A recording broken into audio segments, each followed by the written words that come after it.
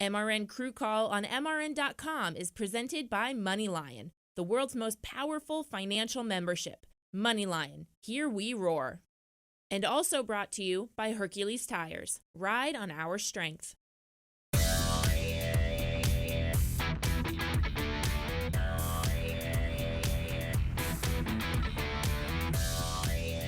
Hello and welcome to this beautiful Wednesday. MRN Crew Call brought to you by MoneyLion. I am your host, Rocko Williams, and I am joined today by Eric Ludwig and Johnny Roberts from Hendrick Motorsports, tire changer, rear tire changer, and jackman / carrier, the Jerrier for the William Byron driven number 24 car. You know, I'm the number 24 car in the house. Hendrick Motorsports in the house. Johnny Roberts, Eric, thank you for joining us today on MRN Crew Call. How are y'all feeling today? I'm feeling good. You feeling good? Thank you for bringing us back. Oh, yeah, bringing you back. Bringing me back. We brought you back. Time. Ludwig, your first time on the show, man, and I'm glad you're on the show, man. You know you're one of my favorite people in the world. I hope you do realize that, right? We have a long career together, man. Yeah, we got some history together, and we want to talk about that a little bit, today. And Johnny.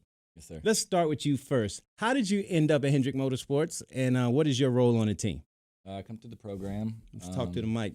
I come to the program. I started out with Ludwig. He was one of the first guys that I was with, and come to the program and start up to Junior Motorsports, and now I'm on a Cup car. You said Ludwig was one of the first guys you were with. What I mean, y'all grew up together, and No, he y'all was are like besties for life, or what? When I started out on the campus and did the tryout, he was there to talk to me and had my back. And, these guys are all huge, so I was kind of by myself. And he What was year able to was look for this? it. This was 2010. 2010 was your first year at Hendrick. First year at Your Hendrick. only team that you've ever worked for, correct? Yes, sir. Was Hendrick Motorsports. And Ludwig, how did you come into the fold? So I got recruited out of college playing football at Elon University, and my coach came up to me and said, "Hey, we had a recruiter for this NASCAR thing, That's how it all happened. This NASCAR always that thing. NASCAR thing. And would you be interested in doing something like that?" I said, "Yeah, give him my name." And went down, did a few series of tryouts and little mini camp things. And I met Johnny, and kind of hard because when you go to football stuff, going through, you're always going into something most of the time with somebody you knew or knew somebody there from another team. Well, it was you knew nobody, and there was people from all over the United States that got recruited to come in to do these big tryouts to get cut down. And I met Johnny. I think was it the first one or the second one? I think it was The first one. Yeah. And we got paired together via our pit coach at the time, which is now still our pit coach. But kind of roomed together. Hey, we just threw these guys together. He drove up, you're driving down, and the rest of the guys are all flying. So we just threw you guys together because you were here earlier. And you had no idea you were en route to become one of the best jackmen in the sport? The best. Oh, I he's don't the think- best. I don't think that. Oh, you don't think that? No. You're But humble. I came up, and the day we did the tryout, we actually had a guy that was jacking and came over and helped do some coaching, and he ended up being my mentor for a good bit. And then you sent him to the bench. No, I didn't. I took a seat. But we actually still talk every once in a while about stuff, and he does some deals now. Who is this guy? Jeff Carr. Oh, actually. Jeff Carr. Yeah, he kind of got me going, and you know how it is when you first get in, people are kind of like not trying to give you too much pointers and stuff. Yep. But like his way, and kind of the same way I am, where it's like, if I can do anything to get the next guy better, that just makes me have to stay that much better. Yep. And that's how he was, and he just went through, and if I was doing something wrong, he'd kind of point it out. Mm-hmm. Kind of give you the little life hard lesson there on some of it, but it was a pretty good experience coming up and getting in it with Johnny, and he went and got on the car before I did. Yep. And I spent the whole season on a lower level deal, Mm-hmm. and ended up working up, and then next year we got together. Well, and I'm we stopping you extended there because it wasn't all, let's say, roses and for you and your career as far as coming up through the ranks as well. And we want to get into that a little bit. But first, I want to remind everybody we are coming back from Sonoma, and we all love Sonoma. I love Sonoma. I love racing there. It's a cool race. Beautiful. It's a dope atmosphere, great vibes, But in a nutshell, you had some pit stops out there. You had a good day. Y'all started out front. And I have some stops. If we can show your stops from Sonoma, your 24 car. Y'all started out front, but let's listen to Kenyatta as you're going around. There you are, running around the car. I love your fire suits. You know, that bright yellow and white looks awesome. Slawed out. Slawed out. And look at you. Grill on the tape. Tell me about what happened here in this stop. So this stop, we actually were doing tape on and tape off. Mm-hmm. But he wanted to get the tape on. That was precedent. That had Tape priority. on was key. Okay. Tape off was if you can get it. But Mm-hmm. then Oh, he tried. Scott- Ooh. So he's so big on being aware of that line. Mm-hmm. So hands off. When that line comes, because you'll get a penalty for that. If you're trying to work on the car by any measure there, when it hits the line, you're penalty. So that was great. So after that, you know, after that pit stop, y'all are running pretty well. How does your day end up? Can you tell me throughout, you know, I wasn't there in Sonoma, but idealistically, I mean, or realistically, how was your Monday meeting or your Tuesday meeting? Was everyone happy with your performance, or was there room for improvement? Pit-wise, we did really well. Mhm. I think our whole complex on the numbers we use and go off, all of our teams were ranked up in the top 10 area, and we did what we were asked to do. We had a plan, and we stuck to it with Chad and our road crew, and it just smooth and steady, 5 on, 5 off, lugs tight, car up, car down. It was all Yeah. Just all be gravy, smooth. baby. That's all he wanted, be smooth. Hey, Eric and Johnny, like I said, y'all have a young driver in William Byron. Yes. And you have a new crew chief, correct? Oh, yeah. At the same time, that's a lot to deal with. How have y'all handled that in a nutshell individually, starting with you first, Johnny? I think at the beginning of the year, I maybe pushed myself a little too hard to try to be someone I wasn't. Mm-hmm. So I struggled in the beginning part of the year, and then, you know, I got comfortable with everything, and I think comfortable in my environment, and that just led to better pit stops and better performance for me. That makes sense. What about you? Try to do everything I normally do. Mm-hmm. There was no reason to change what I had been doing coming up into the season before, because obviously if I wasn't doing what I needed to be doing, I wouldn't be working for Chad on that car. Absolutely. So I felt like I was okay in that aspect. So I felt And Chad has high expectations as well, because I can just imagine if I was on that team and then I got wind that Chad Knaus was going to be my crew chief, my butt might have tightened up a little bit, because he runs a tight ship, and understandably so. He's a 7-time champion, and, you know, he's expects a lot from his athletes. So with that being said, we need to delve in a little bit further into what y'all have going on over there at HMS. But meanwhile, we will be back with MRN Crew Call. And I also wanted to remind you that it is Procore Week on MRN, you know, and for builders, wasted time is wasted money. With Procore, all people, all the software on databases are connected on one platform, so everyone on your project has access to everything they need. Our Crew Call is brought to you by Procore Construction Management Software. Reduce, rework, and finish the job faster with Procore. We'll be right back with MRN. I'm Matt DiBenedetto, driver of the number 95 Procore Toyota Camry. On race day, you can save a ton of fuel by drafting in the pack, but you'll never win if you don't stay up on the wheel. It's like in the construction business. You can either keep up with the competition or leave them in the dust with the Procore Construction Management Platform. Whether you're a GC, specialty contractor, or owner, Procore's software is built to help your team stay on budget, on schedule, and in control. To learn more, visit Procore.com. Clutch Coffee Bar in Mooresville, North Carolina is redefining the drive-thru coffee game in Race City, USA. The Clutch experience is fast, friendly, and delicious. Quality drinks and unmatched customer service is the name of the game. Clutch Coffee Bar offers signature lattes and mochas, custom flavor-infused energy drinks, smoothies, and more. Over 25 flavors, there's something for everyone. Visit our 2 locations in Mooresville, 356 Williamson Road and 154 West Plaza Drive. Open daily from 5 a.m. to 9 p.m. Power up today with Clutch Coffee Bar. Veteran drivers and rookie drivers. NASCAR Today Midday keeps you up to date with all your favorites each weekday.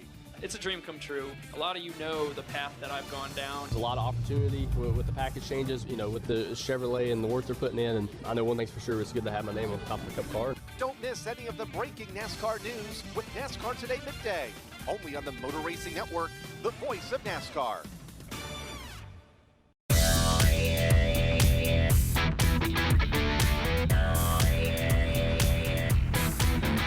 And we're back on MRN Crew Call presented by MoneyLion. And speaking of which, that brings us to the financial crew chief. This section, we like to expose all our young crew members and get them acclimated to life after pit stops. And it's something you have to think about, I would say, right away as you get into the sport, because injuries could happen.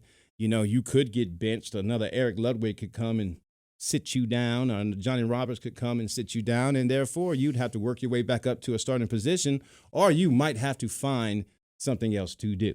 All right. And with that being said, you know, Johnny, as it relates to life after pit stops, what are some of the things that you're looking at or hoping to get involved with, and as far as it relates to your finances? Well, I try to spread my money out in real estate. I really enjoy real estate, have a couple of rental houses. And also I want to work at NASA.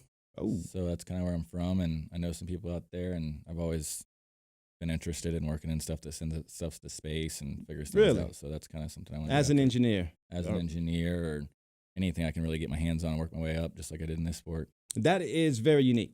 And I got to admit, well, being that you're from there, you know, I could understand why you would say that. But at the same time, you know, you just don't hear that often, you know, in this sport. So that, I mean, I appreciate you for sharing for that. Yeah. You want to work in NASA. And what about you, Eric? You know, I don't really have that big of a plan. Just right now, just focus on my family and trying to do everything I can with them and get everything squared away on that aspect before I go to do something else. But I was honestly thinking maybe coaching football, high school football, get in there, or just going into the business world. Yeah, absolutely. And speaking of your family, could you tell me about your family? We have some pictures that we want to see of your family. Tell me about them. Okay. Who do you have here? You have your wife? I do have my wife. Oh, that's not your baby, right? No, that's my Jeep. Oh, that's one of your babies. Yeah. So this is my family here. We my daughter, and that's my son Emmett. Okay. He's almost 5, and my little girl, she just turned 2 last week. We were down at the beach. Yeah. Congratulations. That's where you went for your off weekend, correct? Well, I went for my off weekend the weekend after the off weekend because we originally booked it when NASCAR put out their preliminary schedule. And then we've been trying to get a whole family deal with my wife's family. Okay. And we went ahead and booked it. Well, then it ended up shifting. About 4 weeks later, we realized that it changed. So I got 2 kind of off weeks. It was kind of nice. Well, that brings up a good point. Okay, so you're a starting jackman for a premier team in NASCAR. Yep. You travel a lot. How does your family deal with that, with the travel? Are they excited about it? Do they watch the races? Are they enthused about what you're doing, especially having young children in the fold? Do they know what daddy does, or is it something of a mystery, or daddy's gone? How does that work? I mean, it's something I know you've gone through, and why do you say that? Well, you've got kids, but my son loves it. My daughter, I mean, they both don't want me to leave on the weekend, but I leave before they get up. So, and then I'm back when they get up on Monday. But they, it's different. My son kind of enjoys it more now that he understands everything, and I bring him around work, and we have to go jack the car sometimes late afternoon on Wednesdays, and I'll bring him up there with me, let him walk around and see the people in the shop, and he loves it. So. You know what? And then hearing you talk, and we all worked in a shop before. Oh, yeah. And then, Johnny, you said you wanted to work in NASA. I remember you having a very unique responsibility in the shop as it related to, was it electrical? Yeah. Talk a little bit about that. What were some of your responsibilities while you were pitting cars? Then you doubled of having responsibilities in the shop as a mechanic as well. What was those some of those responsibilities you were? So when I was coming up to the ranks, at the time you wanted to work in the shop too and kind of double dip in a sense. But you don't do that now. Right now you're just allowed. Strictly pit crew. Yes, oh, sir. You're not allowed to do that. Yeah. They either want you to pick, one way to put all your focus on something, because it was kind of tough working in the electrical department, going to the race weekend and not only worrying about your over-the-wall job, but also the job that's out there running on the racetrack too. So it was just a lot of pressure to add. But coming up to the ranks, I started in the shop just kind of like breaking down cars, and then I didn't want to do that for long, so I found a spot that I fit.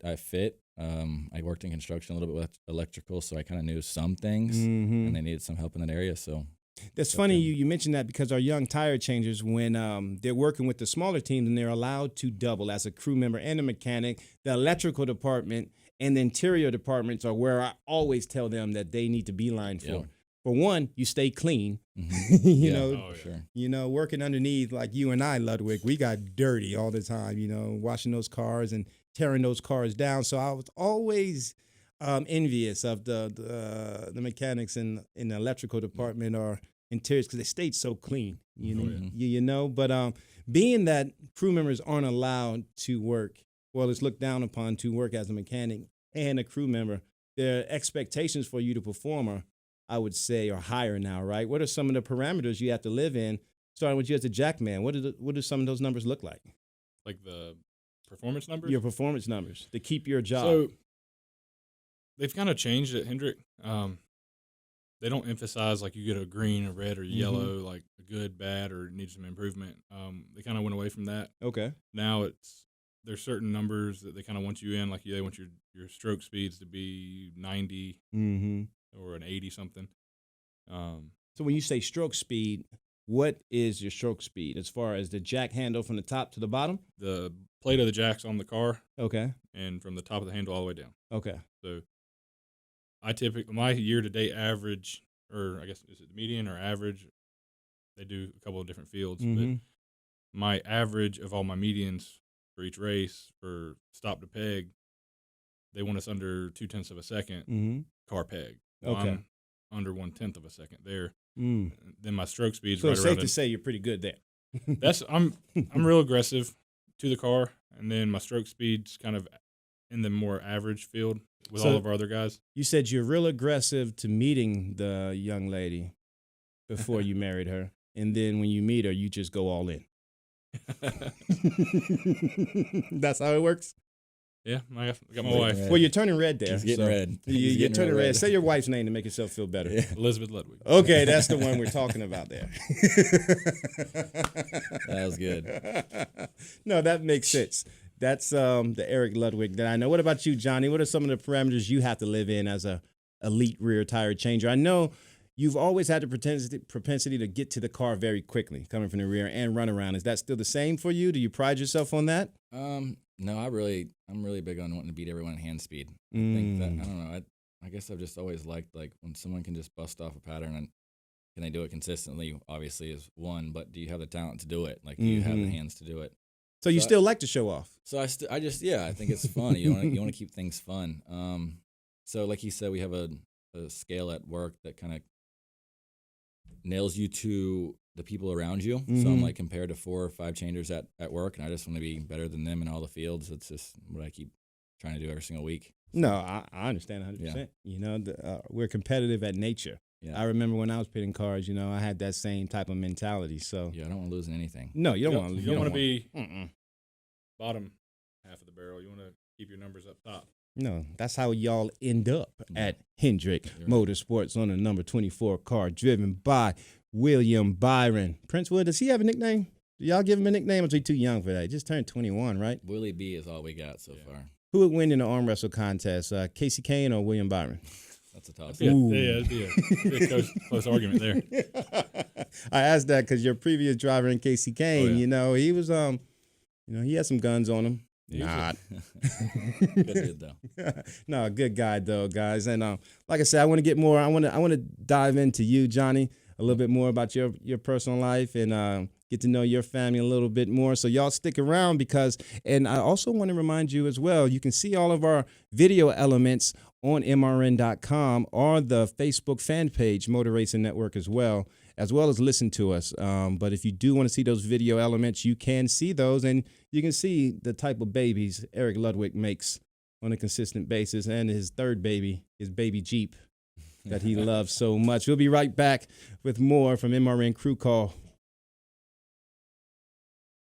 What's up? Vaughn Gittin Jr. here. How would you like the keys to a 700 horsepower custom-built Ford Mustang RTR designed by none other than NASCAR champ Joey Logano, the RTR design team, and me? It's one of 3 Mustangs you could win in the MoneyLion Here We Roar sweepstakes. How do you enter? Just text ROAR to 95615 or visit roarsweepstakes.moneylion.com. No purchase necessary. Instant 2019. Must be 18 or older. For official sweepstake rules, visit roarsweepstakes.moneylion.com. Here's your chance to win a set of your very own Hercules tires. Go to HerculesTires.com/MRN. Simply register, and each month we'll give away one set of tires. Hercules Tires has the value, selection, and industry-leading mileage coverage to get you wherever you need to go, no matter where the road takes you. Register now for your chance to win a set of Hercules tires at HerculesTires.com/MRN. Hercules Tires. Ride on our street. Pocono Raceway is summertime. It's where kids are free and everyone's welcome to camp out for the weekend.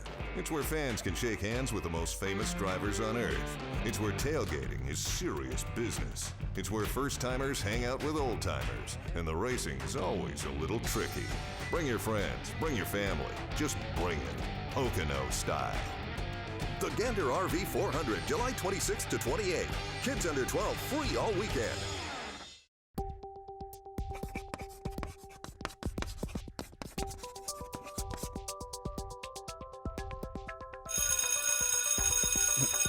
Getting Schooled is presented by the Goddard School, the best childhood preparation for social and academic success. Visit GoddardSchool.com for more information. The Goddard School, learning for fun, learning for life. And that's my school. As you know, all my kids have went to the Goddard School. Love that school to death. They gave my kids a jump start before kindergarten for sure. And, you know, I'm sure y'all can appreciate that with having kids in the house. Isn't that right, Johnny? Yes, sir. Yeah. We saw Ludwig's little rugrats running around on the pictures we showed. You know, Johnny, we have some photos of you too, man. If we look, what do we have here? I went hunting on my off week. There's a little one. Man taking him out to the track, trying to get him right. Oh, yeah. His name is Lane. He was actually born the day after my last win, which was Indy the 400 with Casey Kane. Are you serious? Yep. Lane is fresh too. It's pretty cool. He yeah, there's a little Strider bike, and then look at you got him to the racetrack right there. First time at the track. That's a dope picture. And which son is that again? Lane. His name is Lane. So I only got one. That's awesome. For now, at least. He's awesome, man. That's the family right there. And that's your wife? Yep. My wife, Shay. Is Shay a race fan? Shay is not. She knew nothing about racing, and kind of like me growing up. But we like racing now. Oh, that's a beautiful picture. Shay looks happy right there. She looks like she could be a race fan right there. Yeah, she is. Unless she's just playing the game right now. She's playing the game. Yeah, it's his first time at the racetrack, so he had a good time. He was a little scared when the cars got going, but he enjoyed it. Now he loves it. Talk to me about this fatherhood. Was it everything that you thought and more, or were there some surprises along the way? Man, with me and my dad's relationship, I think growing up, I've always, and I couldn't wait until I had a little boy of my own. So when I found out it was going to be a boy, obviously that was pretty emotional. And then, just raising him now, the first year is tough. I'll be honest to say, I kind of questioned. I was like, man, maybe this is not. What are some of the tough things? Just the routine, or just in general? Maybe just not getting like a reaction, or like you always think of like your little. I've always thought about my little buddy, I guess. So the first year, it's like, I guess as a father, they just can't do much. I mean, when he gets close to a year, they're just kind of laying there. They are boring. I agree with you on that. Thank you. I do. I agree with you. It's not fun until they start walking. Yeah, or at least crawling. Yes, but now that he's doing all that and he's responsive, he can talk back, and man, we have a great time. It's like my best little friend. It's fun. I can't wait until he gets older. Are you going to be a paddler? Or are you going to be a timeouter? I'm gonna be both. You're gonna be both. It just depends on the situation. Pretty strict. Yeah, I think I've learned a lot about you. You have really good kids, so I definitely. You think my kids are really good? I think so. Oof. I think you do a good job. I think you do a good job. But yeah, my son, he's gonna get both. He's gonna be strictly raised. He's gonna be on the straight and narrow. No, that's awesome. And yours as well, right, Ludwig? Yeah, I'm trying. It's a test every day, but. My son does good when he comes to work, and my daughter, she tries to push every button I got right now because she follows my son. That is, being that this is the Goddard School, I have some questions that were submitted by some tire changers. And before we talk about the first half of the season from both of you, I'm going to start with you, Johnny. Johnny, these are the same questions that I ask all of our top-tier tire changers when they come on. One of the questions was, how can you tell when a tire is loose, a lug nut? And then can you tell immediately or only when the driver lets you know? I think when you leave the right, I say the right rear or the left rear, you can kind of hear in the gun sometimes, maybe if you don't get a good hit. But you don't, if the driver's calling, there's times that you don't hear what you want to hear. Them all suck up, but Mhm. it's fine for 30, 40 laps. But if the driver's saying it's loose and you slide in and you kind of see the tire move or some lug nuts backed off to the end of the stud, you can tell it was loose. Does gun make a difference as far as feeling that? I mean, you've worked with so many different types of guns. We're at Paoli's now. We've had the engineered guns. You've had the what were the first ones? The yellow one, the Thunder guns, the Ingersoll guns. Is there a certain feel based off of the gun that allows you to notice that a little bit easier, or what? Yes. No, as long as I've been in the sport, it doesn't matter. You can make the two exact same guns, same parts, same pieces, and they can be completely two different guns feel wise. And I think we still got that now. It's kind of like the luck of the draw when you're able to kind of push it and not push it, just depending on what you got for that weekend. And you kind of, when you plug it up, you pull the trigger and see what you got, and you can kind of figure out how the day is going to go from there. Just try to either make the best of what you got or push what you got. Besides hand speed and the obvious, how can a tire changer set themselves apart from other tire changers in the sport to gain the required attention necessary to move up? It's all about discipline and consistency in the sport. That's the word consistency that we is hear. just, when you're having a bad day, can you make the best out of your bad day and not make it so bad? Or do you fold and try to make something out of nothing and really, do terrible? I mean, the best thing to do is just when you're having a bad day, find a level that you're able to go back down to just survive the rest of the day until you can move on. Great point you made. And just to reiterate for our young crew members who are listening, the reason why we install a foundation of fundamentals is so that you have a basis to back it down from. Because when you start increasing your speed to have fast pit stops and you have issues and you start messing up, you need to have some type of reference point to back it down to. So if you never have that foundation or those fundamentals installed, you will never have anywhere to back it down to. So you that's have to find something that you're comfortable, like a comfortable speed that you can do no matter what the day is, no matter what the day brings. If you don't have that, then you're just always going to be lost and you'll be trying to find yourself all the time. Ludwig, coming back from an injury, that's probably one of the hardest things to do as a crew member on the elite levels, and you've done that. Can you talk a little bit about that? Man, it was tough. Just knowing that I was going to be leaving for a little while and having surgery, and then how many years ago was that? What year was like that? 3. That was 3 years ago. 3, yeah. You had to get off-season surgery, correct? Yes, it was actually supposed to be off season, but we went ahead and pushed. Okay. And I missed the whole November. Okay. And it ended up being a little bit worse, so then I ended up missing way more than I was going to miss. What were you thinking at that time? Did you think, okay, yeah, after this injury, I'm coming back, I'm going to have my starting job? Well, at first I was like, man, I got this. I'll be back January. We're good. Mhm. Well, then I ended up having to have a second surgery in January, and then I didn't get back till like June. Mm-hmm. My first race back actually doing support in a support role, helping and kind of being a backup, was the Indy win with Casey. So your first year back, you were a backup, and then you win the Brickyard. Some crazy memories with Casey, that's for sure. Yeah. Some good memories. I don't know if I would have been pissed or excited. Yeah. A little bit. Situation, yeah. I might have had that in me because kind of upset because you're like, man, that should have been me. But at the same time, I was there. I was still part of it, and the guy that was on the car, Joe So, did a great job that season, stepping into a role, getting good reps under the season, doing a good job, and then moved on. But it was tough, man, especially that first week. You're really back around work, doing stuff, helping, and you're not really doing much. But seeing life went on without you, but then you're like, man, how am I going to get this back? Who would you say helped you out the most through that process? All the support staff, man, they all helped. From the support staff at Hendrick. Hendrick and with Ortho. Okay, in Bill Ortho, Heisel, Carolina.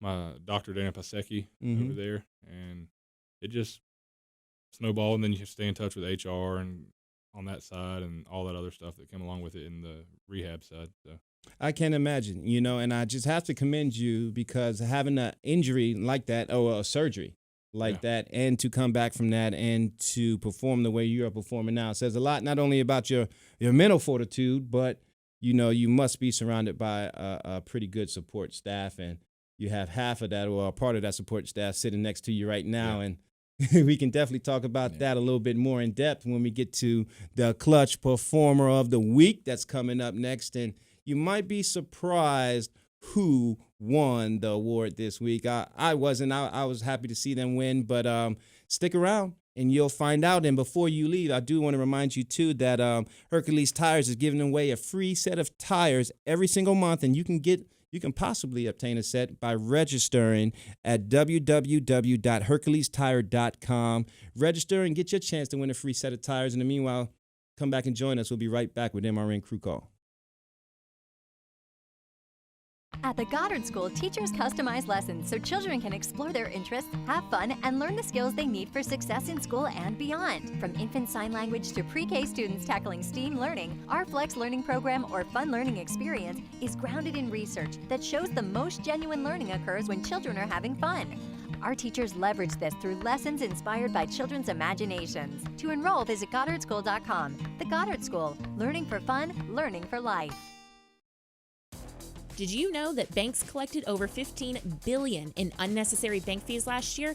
Come on, enough is enough. It's time we took back control of our finances. That's why MoneyLion is proud to bring you the Financial Crew Chief and to be a NASCAR sponsor.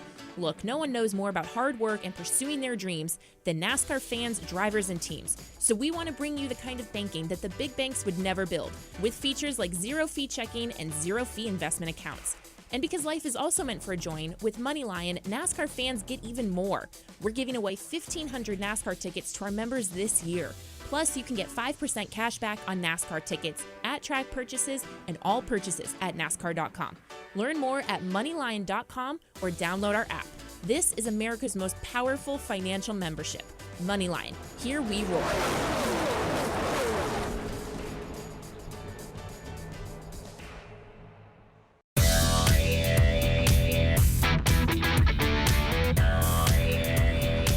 All right, and we're back. It's MRN Crew Call presented by MoneyLion. Eric Ludwig, Jackman/Carrier. Johnny Roberts, rear tire changer extraordinaire. Hendrick Motorsports in the house. Pit crew for William Byron, young William Byron, that is. At the same time, we're coming up on our clutch performance of the week, and that will go to, drum roll, please. I don't hear drum roll, Eric. There we go. There we go.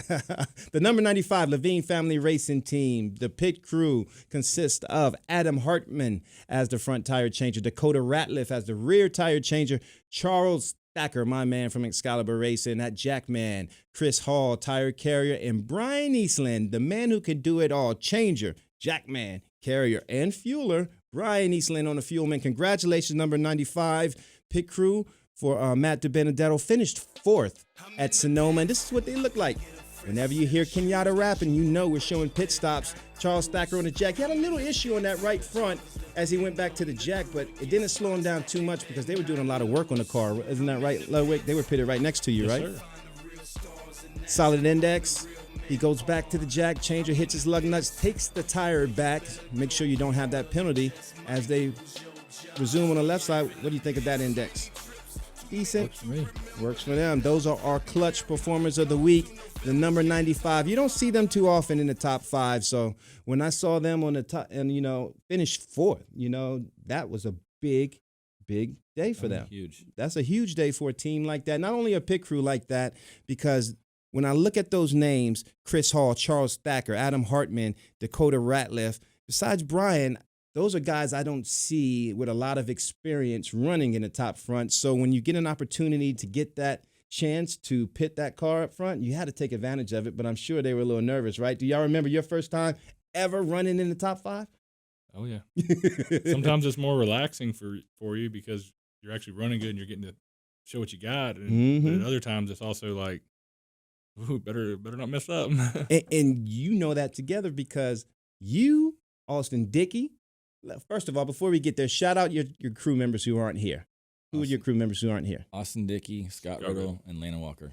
Austin Dickey, rear tire changer, Riddle, Beast Mode tire carrier, Landon Walker, your fuel man extraordinaire. And y'all have been, besides Riddle, maybe Landon, but besides Riddle, y'all have been together for a very long time. Yeah. Over 8 years? Yeah. Yeah. And then I played football for 2 years with Riddle at Elon. That is right. Yeah, so there's a lot of camaraderie on that team. It's huge in the sport. And that is rare. That is very rare Because nowadays. job security sucks with us. We all know that. Mm-hmm. And then turnover on our teams. You know, that is very, very active. So how were y'all able to, maybe you didn't have anything to do with it. Is that just luck being able to stay around as, you know, together for so long, or is that by design? Well, we've been with Landon since Landon was a backup on our car with Casey for Fasolka.